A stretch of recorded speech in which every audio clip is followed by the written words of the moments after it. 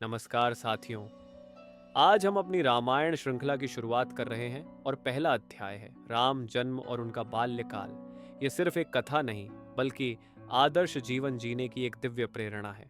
आइए शुरुआत करते हैं अयोध्या से, जहां राजा दशरथ का शासन था। अयोध्या एक ऐसा नगर था जो धर्म, न्याय और समृद्धि का प्रतीक था।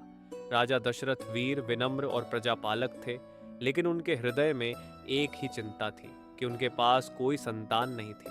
वर्षों बीत गए, अर्षियों ने यज्ञ सुझाया और गुरु वशिष्ठ ने राजा दशरथ को पुत्र का मेष्ट यज्ञ करने का मार्ग बताया।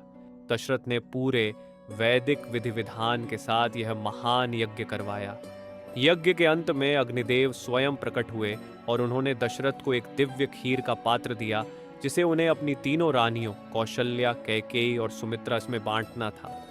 समय बीतता गया और एक शुभ दिन वह क्षण आया जिसका प्रतीक्षा वर्षों से थी। सबसे पहले कौशल्या ने एक दिव्य पुत्र को जन्म दिया। वही श्री राम थे, भगवान विष्णु के अवतार।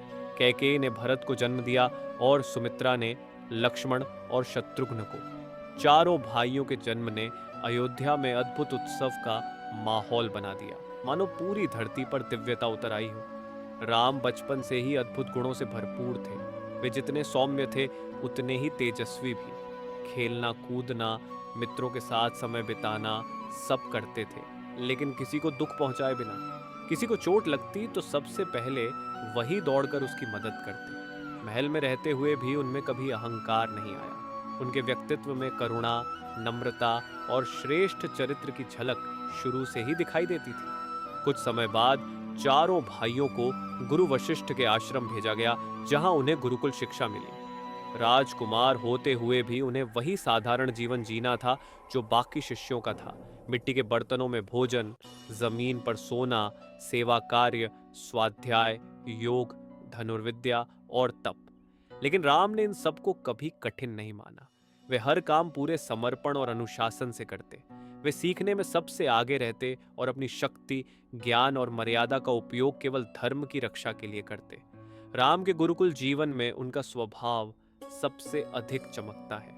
वे शांत थे, विनम्र थे, लेकिन जब जरूरत पड़ती तो अत्यंत पराक्रमी भी बन जाते। वे प्राणियों के प्रति इतनी करुणा रखते थे कि किसी जीव को दुख में नहीं देख सकते थे। एक बार एक पक्षी घायल मिला तो वे घंटों उसकी सेवा करते रहे। वे पशु पक्षियों से लेकर मनुष्यों तक हर किसी के लिए समान प्रेम और सम्मान रखते थे। धनुर्विद्या में वे बचपन से ही निपुण थे, लेकिन कभी भी अपनी शक्ति का दुरुपयोग नहीं किया। राम के चरित्र में तीन बातें सबसे उज्जवल थीं: उनका शौर्य, उनका धैर्य और उनकी करुणा। वे युद्ध कला में निपुण थे, लेकिन मन में अहंकार का एक कण भी नहीं था। वे हमेशा गुरु और माता पिता का आदेश सर्वोपरि मानते थे। लक्ष्मण उनका अविभाज्य अंग थे और बचपन से ही उनके साथ छाया की तरह रहते थे। भरत और शत्रुघ्न भी राम के प्रति समर्पित थे और चारों भाइयों के बीच इतना प्रेम था कि आज भी वह भाईचारे का सर्वोत्तम उदाहरण माना जाता है। राम के इस बाल्यकाल से हमें अनेक जीवन परिवर्तनकारी शिक्षाएं मिलती हैं। पहली, महानता पद से नहीं, व्यवहार और कर्मों से बनती है। दूसरे, शक्ति का उपयोग सदैव धर्म की रक्षा के लिए होना चाहिए। तीसरी, करुणा मनुष्य की सबसे बड़ी ताकत है। चौथी, गुरु, माता पिता और बड़ों का सम्मान जीवन को उन्नत बनाता है। और पांचवी, परिवार में प्रेम और एकता ही सबसे बड़ा धन है। राम के बचपन की यह कथा हमें यह भी सिखाती है कि दिव्यता जन्म से नहीं आती, बल्कि चरित्र और संस्कारों से प्रकट होती है। महल में पले बड़े होने के बावजूद उन्होंने सादगी, सेवा और ईमानदारी का मार्ग अपनाया। यही कारण है कि वे मर्यादा पुरुषोत्तम कहलाए। यही था रामायण का पहला अध्याय, राम जन्म और उनका बाल्यकाल। आगे की कथा में हम देखेंगे कि कैसे विश्वामित्र अराशी अयोध्या पहुंचते हैं और कैसे राम अपने जीवन का पहला धर्म युद्ध लड़ते हैं।